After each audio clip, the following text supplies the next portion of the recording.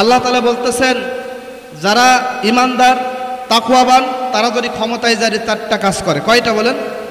আল্লাযিনা মাক্কান্নাহুম feel আরদি আকামুস সালাতা ওয়া আতাউয যাকাত ওয়া আমারু বিল মা'রুফি ওয়া নাহাউনা আনিল মুনকার ওয়া লিল্লাহি আকিবাতুল উমুর। আল্লাহ বলতেছেন যারা আলেম তারা যখন ক্ষমতায় যায় তারা চারটা কাজ করে।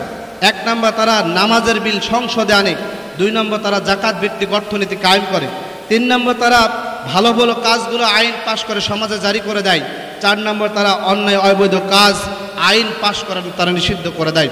আমরা মনে করি বাংলাদেশ জামাত ইসলামী আগামী যখন সংসদে যাবে, রাষ্ট্র ক্ষমতা করবে, তখন আমরা এই কাজগুলো করব ইনশাআল্লাহ। এজন্য আমরা এর সাথে একাত্মতা প্রকাশ করতে রাজি আছেন তো? কারা কারা রাজি আছেন দুহাত তুলে আল্লাহরে দেখান। আল্লাহ তাআলা আমাদের ভাইদের কবুল করেন, সকলে বলেন আমিন। যেহেতু আমার পরে আমাদের সম্মানিত প্রধান অতিথি আমার প্রিয় রাহবার আছেন, তার সময় ক্ষেপণ করে আমি বেশি আলোচনা করা ঠিক নয়। যেহেতু আমি আজকের প্রোগ্রামের আমি সভাপতি, তো এজন্য আজকের প্রোগ্রামের ভুল ত্রুটি দায়ভার আমার উপরেই বর্তাই। তো এজন্য আমরা ইসলামী আন্দোলনের কর্মী যেখানে যাই আল্লাহর জন্য যাই। কার জন্য বলেন? একটু জোরে বলেন না ভাই, কার জন্য? আর যারা অন ইসলামিক তারা বিরিয়ানি খেয়ে সেখানে যায়। কথা বলেন।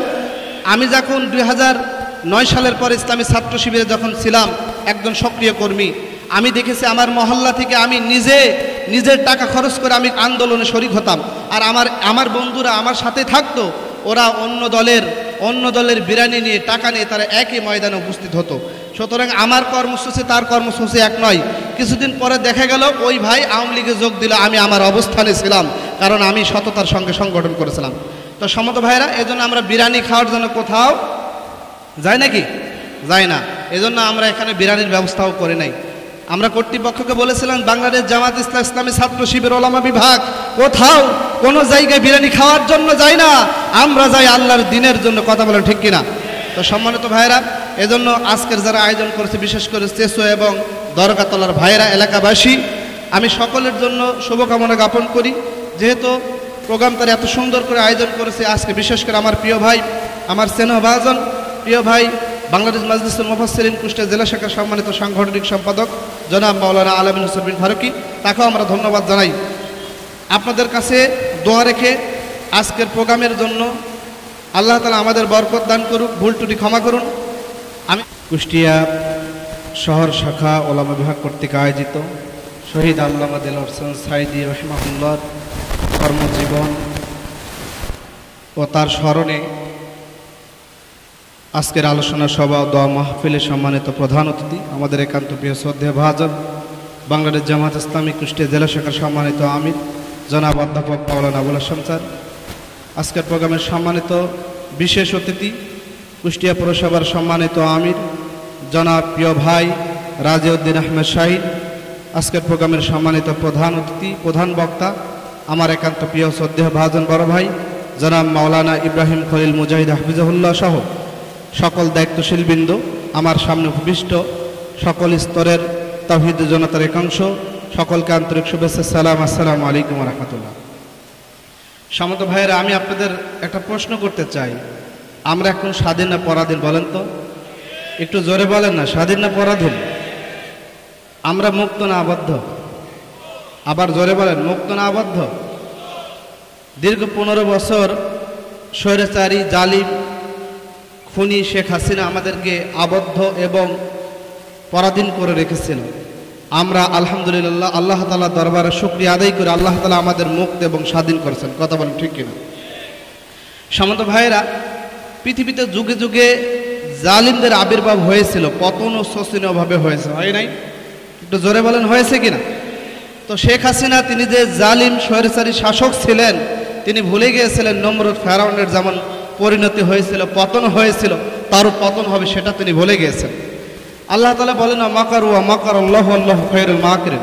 আল্লাহ বিশ্বনবীকে স্মরণ করে দিয়ে বলতেছেন, নবী, ওই জালিমরা যারা ইমানদারদের বিরুদ্ধে ষড়যন্ত্র করে, চক্রান্ত করে, আল্লাহ তাআলা ঠিক সেই চক্রান্ত কৌশল অবলম্বন করেন। আপনি 2 সপ্তাহ আগেই আওয়ামী লীগ কিন্তু এই সন্ত্রাসী সংগঠন এইভাবে জনসভা করত, আর আমরা মসজিদে ঘরের মধ্যে করতাম। কথা বলেন। তো দেখেন আজকে তারা ঘরের মধ্যে ঢুকে গেছে, আমরা আছে ময়দানে বের হয়েছে, এটা আল্লাহ তাআলার কৃতিত্ব। তো সমত ভাইয়েরা, সুতরাং এই জালিম স্বৈরাচারী সরকার বাংলার জমিন থেকে বিতাড়িত হয়েছে। ইতিহাস সাক্ষী আল্লাহি রব্বি কাবা, সেই কাবার রবের শপথ করে বলতেছি, পৃথিবীতে কোনো জালিম স্বৈরাচারী সরকারের পতন হওয়ার পরে আর এখন পর্যন্ত কোনো জালিম সরকার এখন পর্যন্ত তার আবির্ভাব হয় নাই। পতন হওয়ার পরে তাদের দুনিয়া থেকে তাদের পরিচয় নিশ্চিহ্ন হয়ে গেছে। আমরাও মনে করি বাংলাদেশ আওয়ামী লীগ নামে বাংলার ভূখণ্ডে কোনো সন্ত্রাসী বা কোনো সংগঠন থাকবে না, থাকবে নাকি? তো সমত ভাইরা, এজন্য আসুন, এখনও কিন্তু আমরা স্বাধীন হয়েছে, এখন আমরা ইসলামী রাষ্ট্র প্রতিষ্ঠা করতে পারি নাই। পেরেছি বলেন? আমরা পারি নাই। এজন্য আমাদের সকলকে দরপথ নির্বিশেষে আমরা সামনের দিকে ইসলামী রাষ্ট্র প্রতিষ্ঠা করার চেষ্টা করব ইনশাআল্লাহ। আল্লাহ তাআলা বলতেছেন, যারা ইমানদার তাকওয়াবান তারা যদি ক্ষমতায় যায় 4টা কাজ করে। কয়টা বলেন? আল্লাযী মাক্কান্নাহুম ফিল আরদি আকামুস সালাত ওয়া আতাউয যাকাত ওয়া আমারু বিল মা'রুফি ওয়া নাহাউনা আনিল মুনকার ওয়া লিল্লাহি আকিবাতুল উমুর। আল্লাহ বলতেছেন, যারা আলেম তারা যখন ক্ষমতায় যায় তারা 4টা কাজ করে। 1 নম্বর, তারা নামাজের বিল সংসদে আনে। 2 নম্বর, তারা জাকাত ভিত্তিক অর্থনীতি কায়েম করে। 3 নম্বর, তারা ভালো ভালো কাজগুলো আইন পাশ করে সমাজে জারি করে দেয়। 4 নম্বর, তারা অন্যায় অবৈধ কাজ আইন পাশ করে তারা নিষিদ্ধ করে দেয়। আমরা মনে করি বাংলাদেশ জামাত ইসলামী আগামী যখন সংসদে যাবে, রাষ্ট্র ক্ষমতা করবে, তখন আমরা এই কাজগুলো করব ইনশাআল্লাহ। এজন্য আমরা এর সাথে একাত্মতা প্রকাশ করতে রাজি আছেন তো? কারা কারা রাজি আছেন? 2 হাত তুলে আল্লাহরে দেখান। আল্লাহ তাআলা আমাদের ভাইদের কবুল করেন, সকলে বলেন আমিন। যেহেতু আমার পরে আমাদের সম্মানিত প্রধান অতিথি আমার প্রিয় রাহবার আছেন, তার সময় ক্ষেপণ করে আমি বেশি আলোচনা করা ঠিক নয়। যেহেতু আমি আজকের প্রোগ্রামের আমি সভাপতি, তো এজন্য আজকের প্রোগ্রামের ভুল ত্রুটি দায়ভার আমার উপরেই বর্তাই। তো এজন্য আমরা ইসলামী আন্দোলনের কর্মী যেখানে যাই আল্লাহর জন্য যাই। কার জন্য বলেন? একটু জোরে বলেন না ভাই, কার জন্য? আর যারা অন ইসলামিক তারা বিরিয়ানি খেয়ে সেখানে যায়। কথা বলেন।